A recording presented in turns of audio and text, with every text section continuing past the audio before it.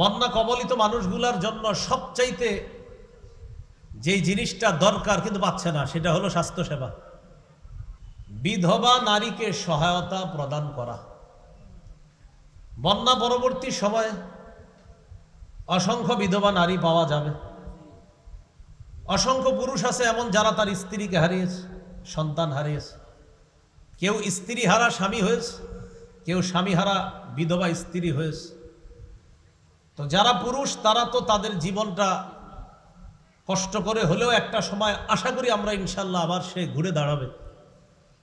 কিন্তু যেই নারী তার স্বামীকে হারিয়েছে, একজন বিধবা নারী, সমাজে তিনি ঘুরে দাঁড়ানোটা নারী হিসাবে তার জন্য অনেক মুশকিল।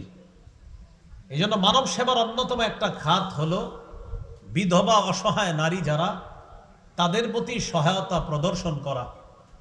কাঁধে করে মাথায় করে বোঝা করে হলো আপনার তাদের কাছে সহায়তা পৌঁছে দেওয়া।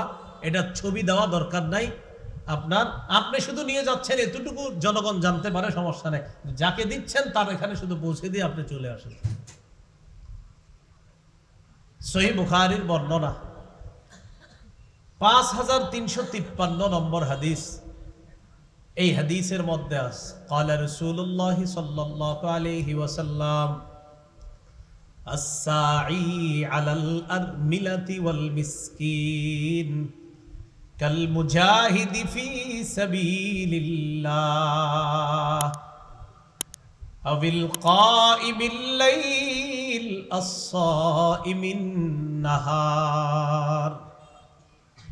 রাসূলুল্লাহ সাল্লাল্লাহু আলাইহি ওয়াসাল্লাম বলেন, অসহায় বিধবা নারীকে সহায়তা প্রদান করার জন্য যারা এগিয়ে যায়, আল্লাহর রাস্তায় জিহাদ করলে, সারা রাত নফল নামাজ পড়লে, সারা দিন বিরামহীন নফল রোজা রাখলে যে সওয়াব, আল্লাহর রাস্তায় জিহাদ করলে যে সওয়াব, সারা রাত জাগ্রত থেকে নফল নামাজ পড়লে যে সওয়াব, সারা দিন রোজা রাখলে যে সওয়াব, অসহায় বিধবা নারীকে সহায়তা প্রদান করলে আল্লাহ তাকে সেই সওয়াব দান করবেন। তাহলে মুজাহিদের সওয়াব পাবে, সারা রাত নফল নামাজের সওয়াব পাবে, সারা দিন নফল রোজা রাখার সওয়াব পাবে। বিধবা অসহায় নারী যারা, তাদের প্রতি যেন আমরা সহায়তা প্রদর্শন করতে পারি, সহায়তা প্রদান করতে পারি, তাদের পর্যন্ত যেন আমরা সুন্দরভাবে তারা যা যা প্রাপ্য এগুলা পৌঁছে দিতে পারি। এই হাদিয়া তাদের কাছে সুন্দরভাবে আল্লাহ পৌঁছে দেওয়ার তৌফিক দান করেন। মানব সেবার তৃতীয় খাত রোগীর সেবা শুশ্রূষা করা। বন্যা কবলিত মানুষগুলার জন্য সবচাইতে যে জিনিসটা দরকার কিন্তু পাচ্ছে না সেটা হলো স্বাস্থ্যসেবা। কিভাবেই পাবে বলেন?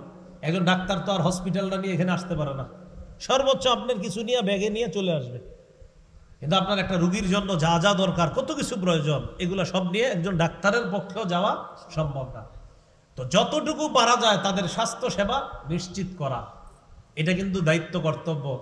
এই ব্যানারের উপরে যে সমাজ কল্যাণমূলক লেখা, এটা তাদেরও দায়িত্ব কর্তব্য যে তারাও খুঁজে খুঁজে এই মনোহরগঞ্জের কারা স্বাস্থ্য সেবা পাচ্ছে না, তাদের কাছে এই স্বাস্থ্য সেবা পৌঁছে দেওয়া, এটাও তাদের দায়িত্ব কর্তব্য হয়ে যায়। তিরমিজির বর্ণনা 2737 নম্বর হাদিস, 2737 নম্বর হাদিস। এই হাদিসের মধ্যে আছে ক্বালা রাসূলুল্লাহ সাল্লাল্লাহু আলাইহি ওয়াসাল্লাম লিল মুমিনি আলাল মুমিনি সিত্তু খিসাল।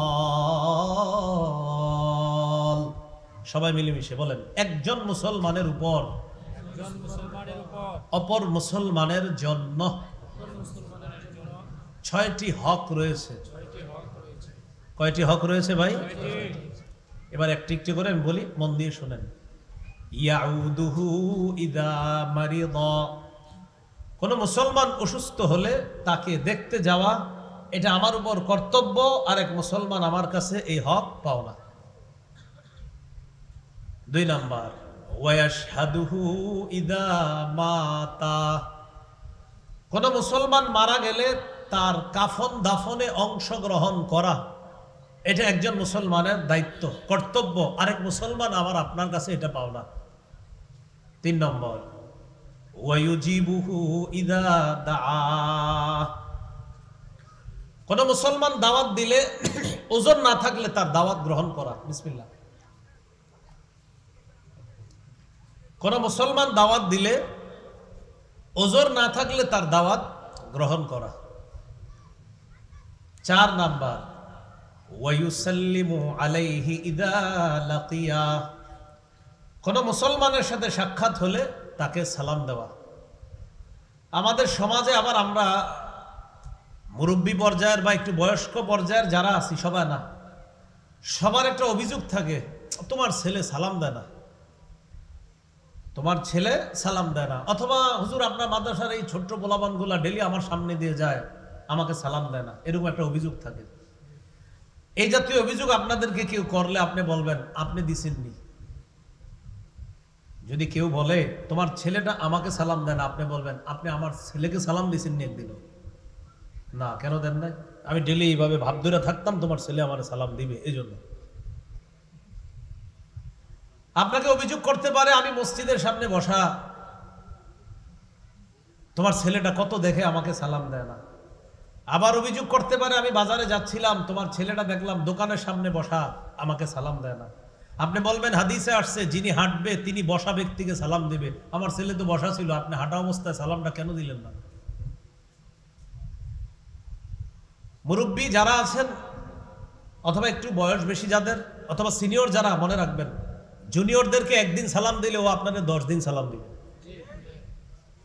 ওরা আপনি একদিন সালাম দেন, আসসালামু আলাইকুম রাহমাতুল্লাহ, ও আপনাকে খুঁজে খুঁজে খালি সালাম দিবে, আসসালামু আলাইকুম কাকা ভালো আছেন। ভাই আপনি একদিন সালাম দিছেন, আসলে সালাম দিছেন মানে ওরে শিখিয়ে দিলেন যে একজন মুসলমান আরেকজন মুসলমানের সাথে সাক্ষাৎ হলে সালাম দিতে হয়। তাহলে সালামের অপেক্ষায় থাকবো না সালাম দিব? সবাই সালামের অপেক্ষায় থাকবো না সালাম দিব? বলেন ইনশাআল্লাহ। তাহলে আগে সালাম দিব। আল বাদি বিস সালাম বারিউম মিনাল কিব, যে প্রথমে সালাম দিবে সে অহংকার থেকে মুক্ত হয়ে যায়। সুবহানাল্লাহ। তো 4 নাম্বার, ওয়ায়ুসাল্লিমু আলাইহি ইযা লাকিয়া। কোন মুসলমানের সাথে সাক্ষাৎ হলে তাকে সালাম দিবে, মুসলমানকে সালাম দিবে। আল্লাহ আমাদের সকলকে এই হকগুলো আদায় করার তৌফিক দান করেন। ওয়ায়ানসাহু লাহু ইযা গাবা আও শাহিদা। কোন মুসলমান যদি অনুপস্থিত থাকে অথবা উপস্থিত থাকে তার কল্যাণ কামনা করা। কোন মুসলমান উপস্থিত থাকে অথবা অনুপস্থিত থাকে তখন তার কল্যাণ কামনা করা। তাহলে আমরা সবাই আরেক মুসলমানের কল্যাণ কামনা করব, তিনি উপস্থিত থাকলেও তার কল্যাণ কামনা করব, অনুপস্থিত থাকলেও তার কল্যাণ কামনা করব। 6 নাম্বার, ওয়ায়ুশাম্মিতুহু ইযা আতাসা।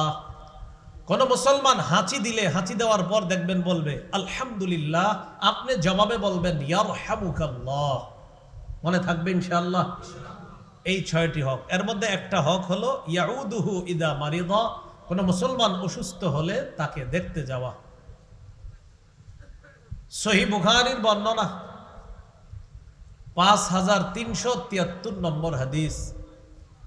এই হাদিসের মধ্যে আছে قال رسول الله صلى الله عليه وسلم اطعموا الجائع।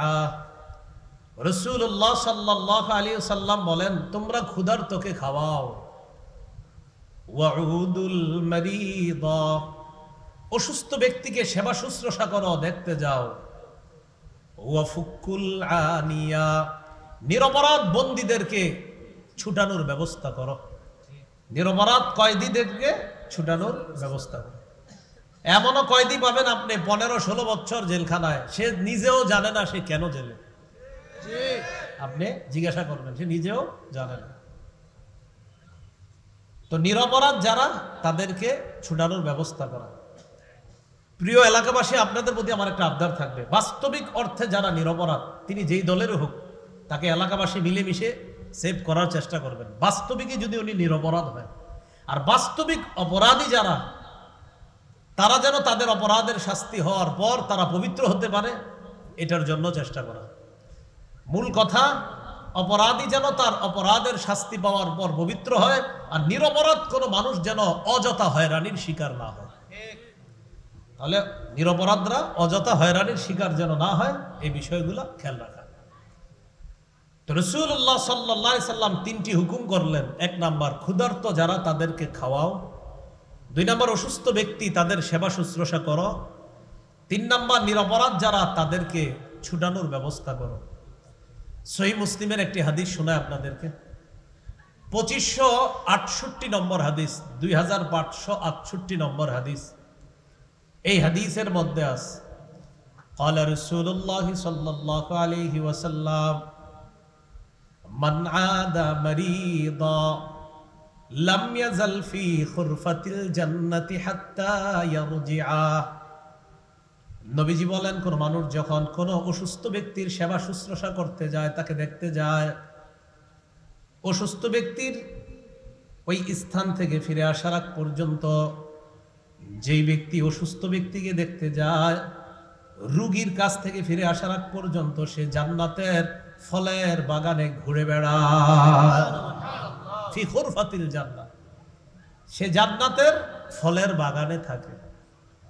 সাহাবীগণ প্রশ্ন করলেন, ওয়া মা খুরফাতুল জান্নাতি ইয়া রাসূলুল্লাহ, হুজুর জান্নাতের খুরফা আবার কি জিনিস? নবী বললেন, জান্নাতের খুরফা হলো জান্নাতের ফল, ফলাদি। কোন ব্যক্তি যখন রোগীর সেবা শুশ্রূষা করে, তাকে দেখতে যায়, রোগীর কাছ থেকে ফিরে আসার আগ পর্যন্ত সে আল্লাহর জান্নাতের ফলের বাগানের মধ্যে থাকে। তাহলে রোগীর সেবা শুশ্রূষা করা এটা অনেক বড় ফজিলতের কাজ। আমরা এই ফজিলতের কাজ যেন সবাই করতে পারি, আল্লাহ তৌফিক দান করেন।